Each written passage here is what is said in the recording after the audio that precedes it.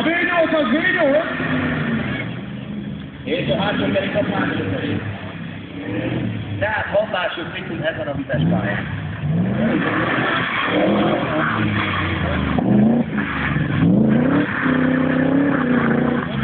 Korábban tartom egy irgalmatlan erő. Egyébként létreépített a versenyautót, egy ilyen csúszós szűk, szalagváros, nem is igazán ideverő, tehát ahhoz,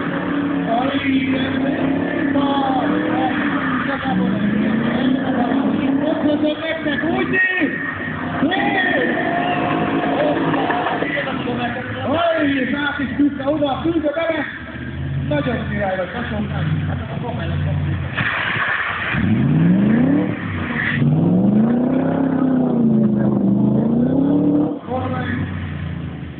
tényleg, tehát ha valamit, akkor nem mozgos nehéz ilyenkor vezetni, nem véletlen, hogy nem szól üveghangon, mert egyszerűen akkor irányítatlan, mert meglehetetlenné válik, de azért én is megtudja, ki tudja villantani fog a fennéjét,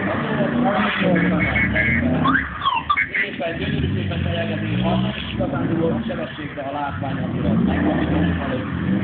Igen, úgy látom a fiatal ember szintén nem érdekli az idő eredményt. Abszolvjátok a kéréket. És megnyúlik a BMW, szerintem mi volt a 300 egész autó. igen, magas,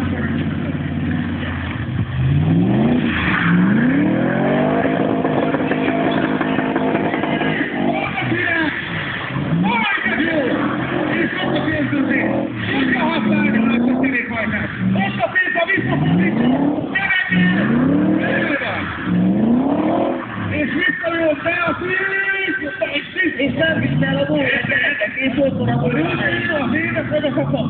Komolyan mondom, egy centire vált meg a bójátok. Kapcsoljuk egy Griffith kollégát, mert meg tudtam mutatni, hogy milyen nagy királyság lesz. Köszönjük szépen!